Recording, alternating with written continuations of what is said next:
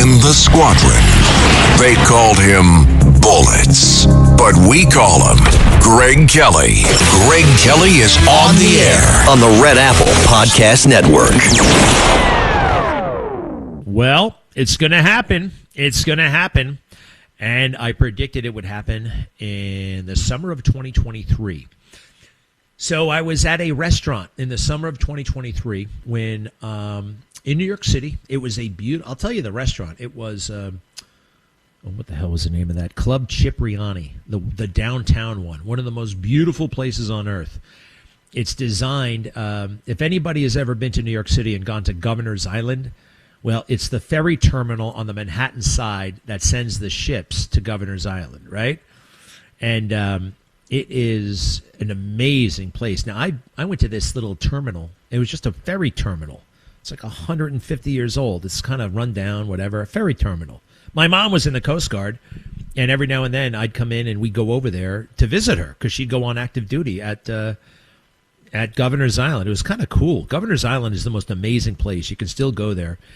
You go there and you're on this like little piece of Kansas in the middle of New York Harbor, and you see these awesome skyscrapers looming above this little piece of the country. It's like the most kind of picturesque, bucolic environment. And there's the city a quarter mile away, New York City. An amazing place. It's no longer a Coast Guard base. I don't know what the hell they're doing there right now, but you can go and take a tour. And anyway, so this terminal, they turned the upper portion into a restaurant called Cipriani. And it's not just a restaurant, it's a club. And you go inside and everything is gigantic. You know, they've got just gigantic everything. Have you ever seen this, like, decor? It's a little Art Deco. Everything is, like, oversized. The tables, the chairs, everything is lacquered. Everything is shiny, but dark wood kind of shiny. And it just feels awesome. It feels like old-timey and contemporary and even a little future all at the same time. I love this restaurant.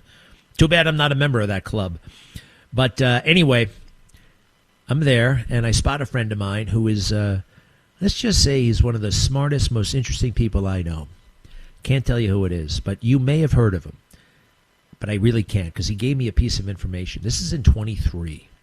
And quite frankly, things weren't looking great as far as the election. You know, with President Trump, you know, you can, if you let yourself, you can be discouraged because the fake news is constant. And they were trying to put him in jail, and it was just never ending.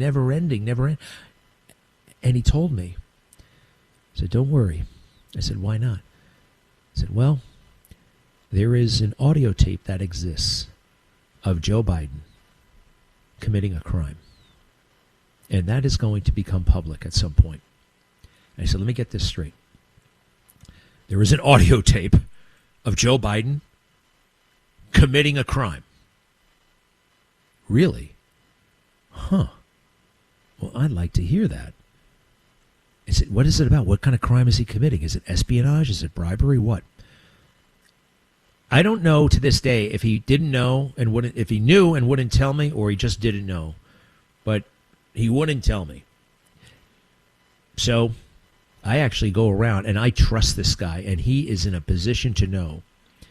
And I say it from the rooftops, on Twitter, here, everywhere I went. The big guy has a big mouth. And we're going to hear it on audio tape. I don't know when, but it has the potential to send Joe Biden to jail. And a lot of people saw that, and a lot of people took notice, and a lot of people wanted more information. I said everything I knew. But there was something else going on here, folks. President Biden was, in fact, in deep trouble at that point, because just a few months earlier, it came out, Robert Hur knew this information, nobody else did, that there was an audio tape of Joe Biden saying out loud to his ghostwriter, this is classified information, so be careful with it. Now, that's a crime. You're not allowed to do that. He did not have declassification authority. All right. He was the former vice president of the United States. You don't get to do that under any circumstances, and everybody knows it. So there is audio tape that exists of Joe Biden saying out loud, be careful with this information because it's classified. I really shouldn't even be showing it to you. And that audio exists, and we may hear it because there is a legal fight underway. Joe Biden's lawyers are fighting this because they don't want anybody hearing it. It's bad enough that we have heard the interview, Joe Biden being interviewed by the special counsel, Hur. Now, we have some of that. It's pretty interesting to hear that. We have that part, but it's the, and you want to hear, it's really interesting. And this Hur guy is playing with him a little bit. Robert Hur is a patriot. Everybody misread that report. Everybody. This is ancient news. Nobody seems to remember anything these days, I've noticed. But Joe Biden was found with classified information in his house and in his garage, in his Corvette, in a warehouse downtown, in his office as an ex-vice president of the United States. This is against the law, and this discovery was made just about 3 weeks after President Trump's beloved Mar-a-Lago was raided by the FBI. What a tragic moment that was for this country. Absolutely tragic. Ultimately for the people who carried out the raid. People like Merrick Garland, people like Joe Biden. Listen to a little bit of this. This is Joe Biden trying to talk his way out of this jam with Robert Hur when he was president. We have this, but it's about to get better. It looks like at any moment now we will have an audio tape of Joe Biden committing a federal crime. This is just a teaser, if you will. Go ahead, please, Carlos. So during this time, we were living in Chambers Road, and there were documents related to the Penn Biden Center or the Biden or the cancer finger shot or your book. Where did you keep papers that related to those things that you were actively working on? Well, I don't know. This is what, 2017, 18, that area? Yes, sir. Remember, in this time frame, my son is either been deployed or is dying.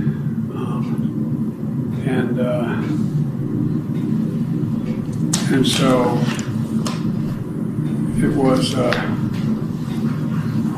and by the way, there were still a lot of people at the time when I got out of the Senate that were encouraging me to run in this period, except the president. They're not a mean thing to say, but he just thought that she had a better shot. All right, stop. He's kind of playing out the clock, right? Non sequiturs, stuff that has nothing to do with anything. They want to know the setup at the Chain Bridge. He got a house on Chain Bridge Road. I know that house. I know that road. And he put all the classified stuff there. Something that Robert Hur discovered. You may know it. I know it. Robert Hur figured out that Joe Biden was loading those boxes onto the truck one at a time by himself. By himself. We know that vice presidents don't load, don't pack their own belongings. Except for Joe Biden, he packed his own belongings, presumably because he didn't want the movers seeing all the classified stuff inside, huh? All the classified stuff inside those boxes. All right. We have to go to New Jersey for a minute. Anybody familiar with the governor there? Mikey, what the hell's her name? Nikki Sherrill? Mikey Sherrill. What a weird name.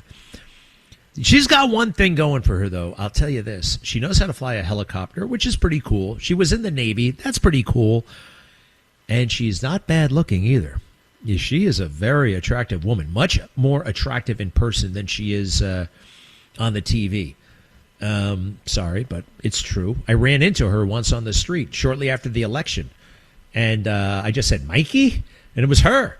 And a beautiful woman. Now, she's crazy woke, unfortunately, because her party is deranged. Listen to this. Approximately 400 non-citizen cast ballots illegally in New Jersey since 2023 after more than 5,000 were wrongly added to the Garden State's voter rolls, the Democrat Mikey Sherrill governor admitted to today, Tuesday. Now, despite this mortifying disclosure, the Post reports, Sherrill found time to take a swipe at President Trump when asked about the possibility of him using New Jersey as an example of vulnerable elections. I think that Donald Trump has done more to undermine free elections in this country than certainly anyone in my lifetime, including Putin. Oh, man, talk about an establishment person. She claimed the governor, adding that the president has zero credibility on the issue of election integrity. No, I would say he is the authority on election integrity. We'll never know about who actually got the most votes. Only God knows that question. But I know this. In President Trump's heart, he believes that, and he may be right. But I also know this. He's the only true victim. You can say anybody who voted for him is a victim, potentially, because we will never know who got the most votes, even though Joe Biden got certified. There were so many illegalities and weirdness in that election because of COVID and violating the state constitution of Pennsylvania, voting in direct contravention of the Constitution of Pennsylvania and the United States Constitution. But President Trump himself is the only one who knows what it would be like if he did lose, if he did win, if he got more votes, to have that taken away from him. He is like the only victim. Here's what I'm getting at. Only he knows how that feels. Nobody else does. It's like that time that somebody plagiarized my work a long time ago when I was working at Fox. Somebody plagiarized my work. And I couldn't believe it. They were reading the words that I wrote on air. I wrote those words for myself. I already said them on TV myself. Why is this jarhead just reading them and pretending that he wrote it? And I was going to turn him in, and I should have turned him or her in. I don't want to say right now who it is. I'm never going to say. Maybe I will someday. But everybody I knew said, don't turn him in. I said, why? Because it's not going to look good for you. I'm like, but it doesn't look good for the station if he's copying people. You can't have that. Yeah, you shouldn't do it. Well, all those people meant well, but they didn't know how I felt. They didn't know what it was like to have their words stolen, because their words weren't stolen. My words were stolen. My words. So only I know how that felt. Does that make sense? And that's why I have a lot of sympathy for President Trump. Again, only God knows how many legal votes were cast in that election. The voting snafu in New Jersey stemmed from a software screw-up at the New Jersey Motor Vehicle Commission between June of 2023 and June of 2024, which automatically registered around 6,600 non-Americans to vote when they applied for driver's licenses or ID cards and answered no when asked if they were citizens. Is this one of those illegal aliens get driver's licenses? Because that's a thing. The roughly 400 people who illegally voted were registered as Democrats, Republicans, and unaffiliated voters scattered across the state, said Cheryl. No big deal, right? This fraud is not widespread. Well, it doesn't have to be widespread for this stuff to make a difference. The New Jersey Globe reported that the vendor responsible for the screw-up is IDEMIA, a French firm that owns the service provider for identity verification services behind TSA PreCheck and other government programs. Well, talk about a subcontractor. We're giving contracts to the French. 800-848-9222, 800-848-9222. I wish this could all be simplified. You know who I love? Steve Forbes. It was his idea, the flat tax. The flat tax, so simple. So none of this stuff. This is artificially complicated, from how the money is taken in to how it's spent. We'll be right back. Greg Kelly on the Red Apple Podcast Network. Pretty soon, Hegseth, Secretary Hegseth, will be testifying on Capitol Hill. You know, we don't have a steady stream of information coming from the war. He doesn't speak on camera every day. And we don't have a General Norman Schwarzkopf over there briefing. Remember Stormin' Norman and those big briefings? They called it the mother of all briefings he gave. We do have little tweets from U.S. Central Command. U.S. forces struck Iranian military command centers, maritime capabilities, missile and drone launch sites, and air defense systems to degrade Iran's ability to continue attacking commercial vessels flowing through the Strait of Hormuz.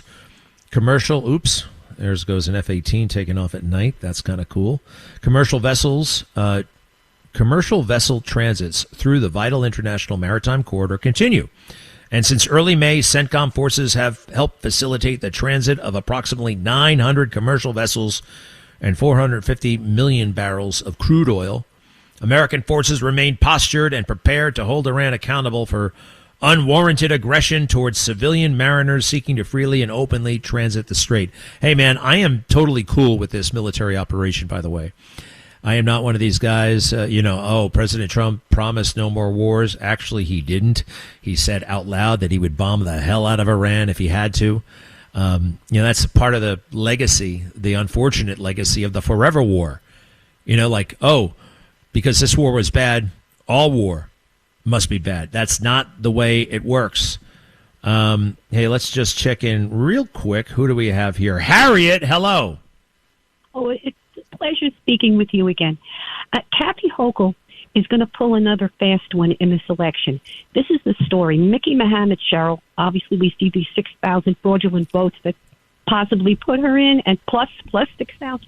The thing is, at the 11th hour, during the election between Hochul and Lee Geldin, at the 11th hour, all of a sudden 44 or so thousand votes appeared, and because the two candidates were very close, that put her over the edge. She's going to pull another fast one. We need to have the president, our great president, put the equivalent of boots on the ground, election workers from the Republican Party to ensure election integrity, because if we don't fight this Islamic revolution and put in Blakeman, we're really going to go downhill. And we need to do everything we can, because the president did a great job. He got in there. It was too large to fail. And we need to do the same thing in New York State, which is a critical factor in fighting the Islamic revolution with crazy Mohammed here. You mean Republican? You want Republican people at the polling stations, right? You want bipartisan people, right? I think we already have that. Obviously, if she was able to pull I don't know. I mean, honestly, you're the first who told me this. I mean, Lee Zeldin didn't allege that. He never alleged anything about that. But Harriet, I want bipartisan presence at these polling stations, absolutely. And it's good that you're firing us up, because the stakes are high. And how about that Mikey Sherrill and the 6,000 non-citizens?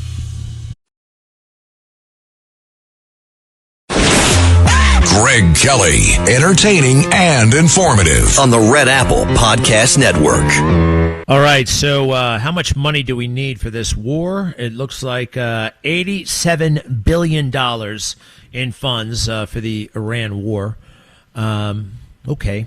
Hey, you know how much it would have taken to fix a city that was obliterated by a nuclear weapon from Iran, or to fix a country, to fix Israel? Can you imagine the damage? Now, I am told that there's no way Israel would have allowed that to happen, right? I mean, no way. Israel has nuclear weapons. They don't advertise it. You know what they do? They do something very clever when it comes to nuclear. They'll have imagine, what's a good explanation? What's a good analogy? Let's say you have a plug and a socket, right? You can actually make the case that you don't have any lights if the lamp is not plugged into the socket. We have no lights. We have no nuclear. We have no nuclear until we put these two pieces together, and then we have nuclear. It's a dance that Israel has been kind of dancing for a very long time. They've got nuclear, and it's one of the reasons why they're still around, right? It is a deterrent, a massive deterrent. You mess with us too much, just watch us. Now, we don't want that to happen unless, of course, they push Israel too far. And I don't care what people say. This Bibi impresses the hell out of me. I don't understand why. He's a warrior. He's tough. Every time he speaks, to me, he makes perfect sense. I have no problem with Bibi whatsoever. And this whole myth about the genocide. People just like, saying that word. It makes things sound very, very serious and dire. But I checked. I actually went to Gaza TV and Al Jazeera. There are people all over the place in Gaza.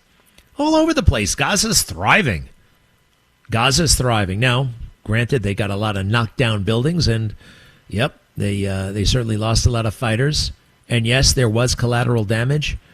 But whose fault is that? All right? October 7th. Imagine if Al-Qaeda hit a Taylor Swift concert, what the hell we would do. What the hell we would do, right? I mean, a Taylor Swift concert, everybody comes. You know how many women and girls just love Taylor Swift? Personally, I don't really get it. And I don't think Travis Kelce really gets it either. I know the look. I can tell. That man is not into her. Not that it matters, although I'm not going to break the news to my daughters. They're 4 and 6 years old, and they're enamored with this Taylor Swift. I don't like anybody in entertainment being that popular. There's something kind of wrong with that, right? There just doesn't, nobody should be that popular. And some of us have kind of wondered, hey, is she propped up by the deep state? I mean, in 2020, she endorsed Joe Biden. Big time. I've always found her to be artificially kind of popular. I look at her, I see her, and I'm like, what's the big deal? Why her? It's known that she's not that hot a singer. Okay, she writes her own songs. Is that it? Yeah, I don't see it.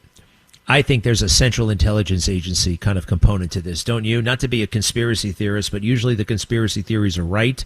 I'm not the first person to come up with this. This is something that has been you could say it's been in the ether for quite a while. It doesn't really matter, in my opinion, but because I think Ms. Richards is going to, Susan Collins, that is going to win in Maine. And I can't believe I'm rooting for that woman. But with Graham Plattner out, it looks like they got this new guy who's playing the role of a hillbilly. I'm a hillbilly just like you, and that's why you should vote for me. People are kind of seeing through the act in Maine. It is looking very, very good for Susan Collins. Now look at this fake news headline. A persistent dark cloud. Trump faces a bleak new phase in Iran as GOP midterm anxiety grows. The weekend deaths of 3 U.S. service members have left White House allies afraid the president is rapidly running out of ways to extricate the country from an unpopular, expensive conflict. Wow. Republicans didn't get that nervous when George W. Bush invaded the wrong country. Democrats didn't get that nervous when Barack Obama would not draw down Guantanamo, would not draw down Afghanistan, just kept it going, more troops and the like. I don't doubt that Republicans are nervous because Republicans, like a lot of people, just bathe in fake news baths. At heart, so many of them are freaked out by President Trump, including and especially that Tom Tillis character. Anybody see him last night with that silly bolo tie? All weekend long, I hear Tom Tillis made an impassioned case against the Save America Act. And I'm like, you know what? I'm going to watch that speech because I am very curious how anybody could actually justify being against the Save America Act. And you know what it is? You know what it is with him? He just feels disrespected over it. He feels disrespected. He feels like he should have been included in the process. They didn't listen to him. That's the number one memoir from a Washington, D.C. politician. If only they listened to me. So he goes on and on and on about how this can't be implemented. We can't do it. We can't do it. What about the can-do spirit, Tom? Whatever happened to that? What about America can do anything? So he's basically upset that he didn't get more respect. Didn't get more respect. I want to remind everybody. Ooh, wait, hold on a second. Nope. All right. I'm waiting for Hegseth to take the podium. Hey, I've got beef with Hegseth. You guys know that. But I also am thrilled that he's changing the culture of the Pentagon in that We will no longer be a zero defects mentality kind of place. People make mistakes, and they get punished for those mistakes. In the military, your career was over if you made a mistake. And how do you not make a mistake? You don't do anything. So Hegseth has been pushing the culture. We have to get away from that. And the Trump administration has already done that with this Cameron Hamilton guy who's going back to FEMA. I think that's fantastic. He was taken out last year. The head of FEMA, they withdrew him because he said something that the administration, the chief of staff didn't like. He said, I don't think FEMA should be closed. And President Trump had just said, you know what, we should close it. Well, they just rehired the guy for FEMA, and I think that's a beautiful thing. You know, too often in politics, a grudge, they hold these grudges forever. Too often in life, I've never seen the kind of forgiveness that we've seen from President Trump in any politician my entire life. Have you? Think about it. No. This is new. This is different. This, I would say, is Christ-like. Now, if you don't mind, this Mikey Sherrill individual taking nasty shots, but it was her state that screwed up ID and profile and allowed somehow thousands upon thousands of non-citizens to register to vote, Carlos. To register to vote, non-citizens. This is a fundamental.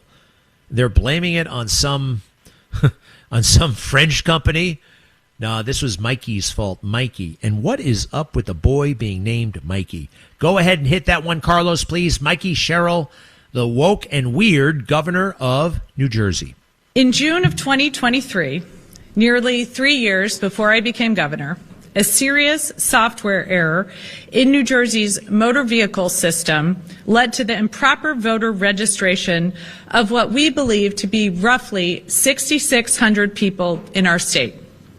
When New Jerseyans applied for a driver's license or identification at the MVC, they were asked if they wanted to register to vote. In the case of this error, some individuals indicated that they weren't citizens and weren't eligible to vote, but the software registered them anyway. The error in the software was corrected a year later in June of 2024. That is more than 2 years ago. I learned of this last Wednesday, and I immediately ordered my chief counsel to launch a comprehensive investigation. Currently, the Division of Elections is working to ensure anyone who is illegally registered is removed from the voter rolls. Initial analysis shows that fewer than 400 newly registered individuals voted in an election due to this software error. They were registered as Democrats, Republicans, and the majority unaffiliated, and were scattered across the state. But let me be clear. This entire situation is unacceptable. It's unacceptable that the vendor released software with such a glaring error. It's unacceptable that the MVC took a year to get this issue fixed. And it's unacceptable that no one in the previous administration brought this to light, demanded accountability, or took action when it happened years ago. Wow. The previous administration taking a shot at Murphy, another Democrat. I find this to be, what do you call it? Casablanca shocked, right? She's not really shocked. She's Casablanca shocked. Remember? I am shocked. There's gambling in this nightclub. You're winning, sir. Oh, thank you. This is part and parcel. This is how Democrats roll. This is who they are. Now, stop everything. American men, much like myself, too many of us dress like John Fetterman from the U.S. Senate, who, oh, by the way, is really growing on me. I like it. I like a guy like that. I like a guy like that who doesn't have a problem with Jewish people in the Democrat Party. It's very rare. It's very, very rare. I always kind of, hey, that's no way to dress in the U.S. Senate. But come to think of it, that's how everybody dresses wherever they go. If they're not at work, that's who they look like. Fetterman. Well, there was a guy by the name of Ralph who lived in the Bronx, right? His father was a milkman. And Ralph, actually, I'll give you his full name. Ralph Lifshitz. That was his name, Ralph Lifshitz. And he tried a few jobs, didn't really like them, but he always really liked looking good in clothes. Well, that man came up with a new style of necktie and sold it to Bloomingdale's. And Bloomingdale's went hog wild with it. They sold more than any necktie they ever had. And the rest is history. Polo, Ralph Lauren, Polo, Ralph Lifshitz changed his name to Ralph Lauren. And I saw this clip, and I remember this is a very thoughtful guy. There's something very thoughtful about him. You know, I was in a Walmart yesterday. Actually, no. I was in a Walmart. How long ago was that? Was that Memorial Day? I guess it was Memorial Day. Yeah, Memorial Day. And I bought a whiteboard. I love using whiteboards, right? You with grease pencils, and sometimes you put magnets on them. I love them. Well, about a day or so ago, I'm walking in, and the metal border on my whiteboard, 1 month old, 1.5 month old whiteboard, falls off. It's like a picture frame, and the frame fell off, for crying out loud. And this is not the first time it happened. I don't know where to get a nice whiteboard. You know, I mean, they're all kind of the same. They don't have many varieties.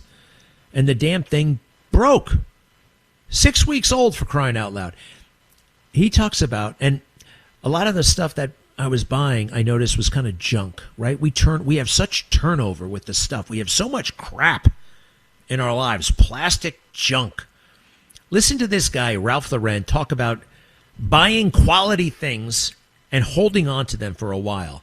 Ralph Lifshitz, born in America, born in the Bronx, decided he wanted to be the biggest clothes maker in the world and the best. And he did it. And Ralph Lifshitz became Ralph Lauren. I can't really blame him for changing his name, right? Something about Lifshitz. I mean, obviously. Go ahead with that if you don't mind, Carlos. But had, in Europe, someone would have a hand-knit sweater. Yeah. And they'd say, I handed it down from my grandmother, and they'd wear the sweater for years and years. America knew about things that were new. Yeah. They knew about things that they had to throw out. If the father's car was 2 years old, the neighbors across the street say, hey, that's an old car. In Europe, the cars would be 10 years old, 15 years old.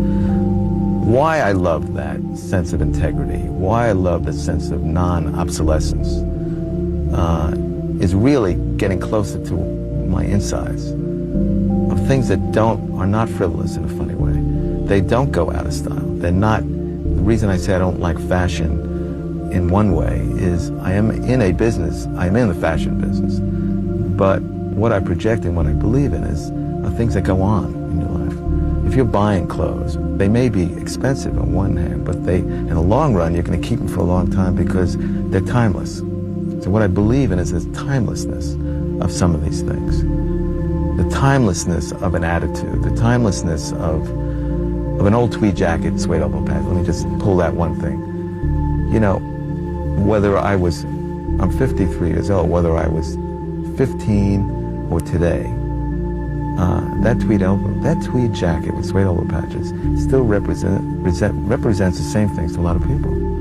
It represents an easiness and an earthiness and a character.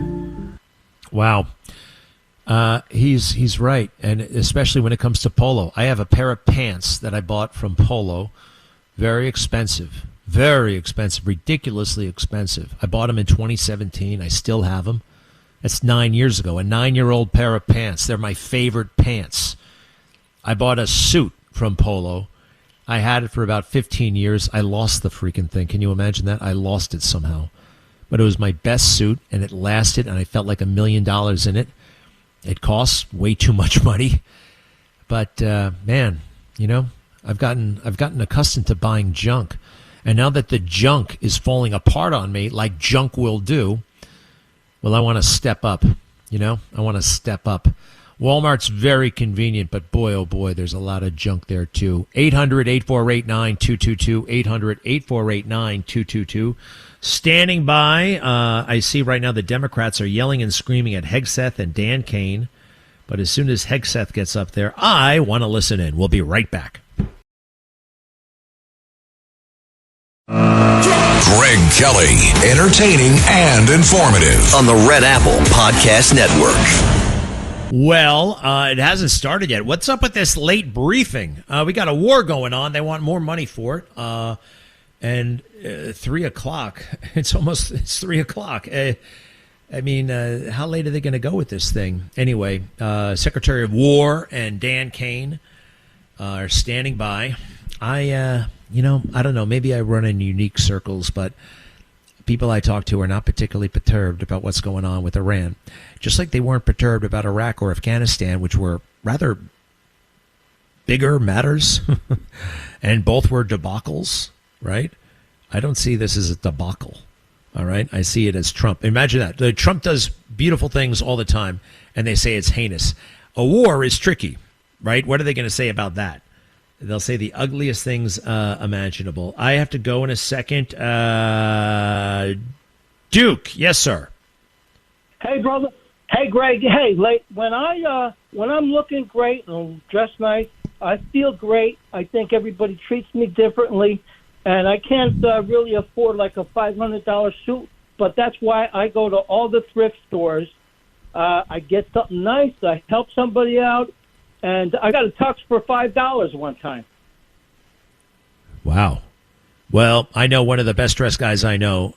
He goes to thrift stores, and his name is Eric Metaxas, actually. He's a very, very well-dressed guy. You can do very well there. I'm glad you got style, Duke. Keep it up. William, hello. Hi there. Hello there. Yeah, hi. If he doesn't get the Save America Act a pass on the day before election, November 22nd, he should have an executive order saying electric chair for electric fraud. Even though it may never get through the Supreme Court, at least it might stop some of the cheating the day before the election. All right. Electric chair for electric fraud. Yikes. All right, William. Interesting idea. Mike in Brooklyn. Hello. Greg, you said that we're going to be spending $88 billion, or they're asking for $88 billion, plus with these wars that are going on. I was hoping, I feel like we get crumbs in our Social Security. Money should be going into our Social Security, not to all this stuff. Trillions and trillions of dollars. You also said the Afghan war. Yes.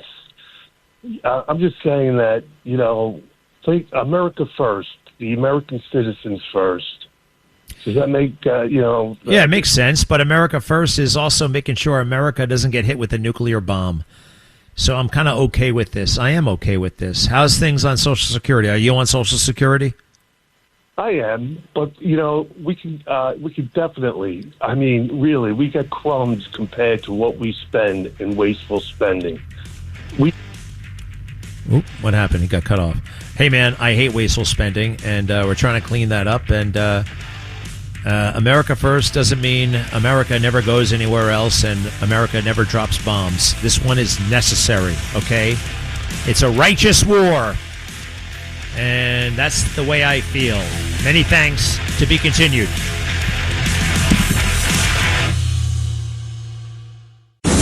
Thanks for listening to The Greg Kelly Show. You can hear The Greg Kelly Show weekdays at 12:15 on 77 WABC. If you like the podcast, share it with your friends and listen anytime at WABCRadio.com and download the WABC Radio app. Hit that subscribe button on all major podcast platforms. Plus, follow WABC on social on Instagram, TikTok, Facebook, and X. See you next time for a new episode so you never have to wonder. What the heck is going on here?